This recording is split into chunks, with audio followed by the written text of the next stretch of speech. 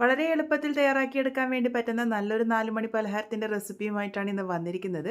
എല്ലാവരുടെയും വീട്ടിൽ സാധാരണഗതിയിൽ കാണുന്ന കുറച്ച് ചേരുവകൾ കൊണ്ട് തന്നെ നമുക്കിത് ഉണ്ടാക്കിയെടുക്കാം. ഇതെങ്ങനെയാണ് ഉണ്ടാക്കുന്നതെന്ന് നോക്കാം. അതിനായിട്ട് ആദ്യം തന്നെ ഒരു പാൻ എടുത്തിട്ടുണ്ട്.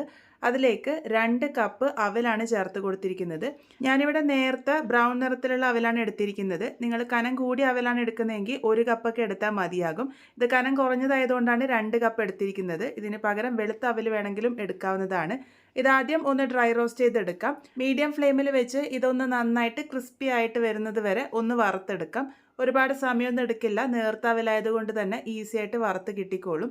അപ്പോൾ ഇതിപ്പോൾ പാകത്തിന് റെഡി ആയിട്ടുണ്ട്. ഇതുപോലെ കയ്യിൽ വെച്ചൊന്ന് പ്രസ് ചെയ്യുമ്പോൾ ഒന്ന് പൊടിഞ്ഞ് വരുന്ന ആ ഒരു പാകത്തിന് റെഡിയാക്കിയാൽ മതി. ഇതിൻ്റെ ചൂടാറാൻ വേണ്ടി മാറ്റി വയ്ക്കാം. ഇനി ആ ഒരു സെയിം പാനിലേക്ക് തന്നെ 1 ടീസ്പൂൺ നെയ്യ് ഒഴിച്ച് കൊടുത്തിട്ടുണ്ട്.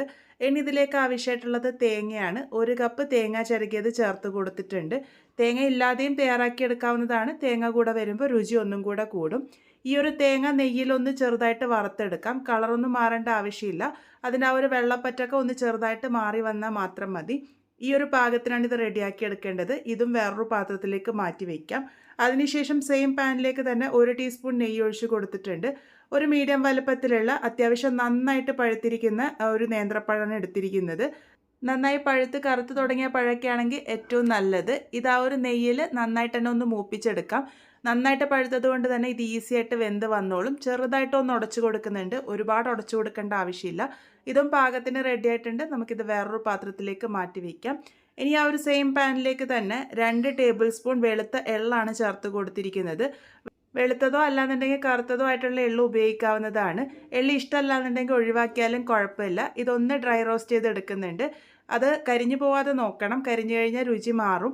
അപ്പോൾ ഒന്ന് ചെറുതായിട്ട് പൊട്ടി വരുന്നത് വരെ ലോ ഫ്ലെയിമിൽ വെച്ച് നന്നായിട്ട് തന്നെ വറുത്ത് മാറ്റി വെച്ചിട്ടുണ്ട്. നമ്മൾ നേരത്തെ വറുത്തെടുത്തിരിക്കുന്ന അവലിൻ്റെ ചൂടൊക്കെ നന്നായിട്ട് ആറി വന്നിട്ടുണ്ട്. അതിനുശേഷം ഇത് മിക്സറിൻ്റെ ചെറിയ ജാറിലേക്ക് മാറ്റി കൊടുക്കാം. കൂടെ തന്നെ നമ്മൾ വറുത്ത് വെച്ചിരിക്കുന്ന തേങ്ങ കൂടെ ചേർത്ത് കൊടുക്കാം. ചൂടാറിയതിന് ശേഷമാണ് ചേർത്ത് കൊടുത്തിരിക്കുന്നത്. ഇത് രണ്ടും ചേർത്ത് പൾസ് മോഡിൽ ഈ ഒരു രീതിക്ക് ഒന്ന് പൊടിച്ചെടുക്കാം. ഒരുപാട് പൊടിയേണ്ട ആവശ്യമില്ല. ഒരു തരിതരിപ്പായിട്ട് വേണം പൊടിച്ചെടുക്കാൻ വേണ്ടിയിട്ട്. ഇനി പാനിലേക്ക് മധുരത്തിന് പാകത്തിന് 1/4 കപ്പ് പൊടിച്ച ശർക്കരയാണ് ചേർത്ത് കൊടുത്തിരിക്കുന്നത്. കൂടെ തന്നെ 1 കപ്പ് വെള്ളം കൂടെ ചേർത്ത് കൊടുക്കാം.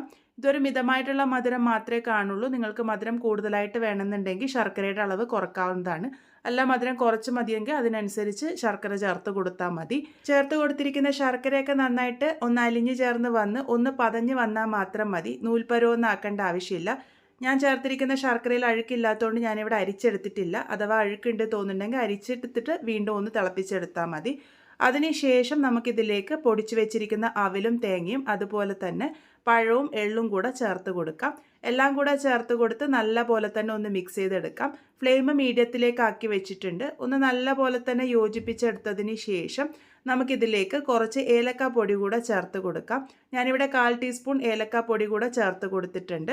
അതിനുശേഷം മീഡിയം ഫ്ലെയിമിൽ വെച്ച് ഇത് നന്നായിട്ട് തന്നെ ഒന്ന് വരട്ടിയെടുക്കണം. ആ ഒരു വെള്ളപ്പറ്റൊക്കെ നന്നായിട്ട് മാറി പാനിൽ നിന്നൊക്കെ നന്നായിട്ട് റിലീസായിട്ട് വരുന്നവരെ ആ ഒരു പാകത്തിനാണ് ഇത് തയ്യാറാക്കിയെടുക്കേണ്ടത്.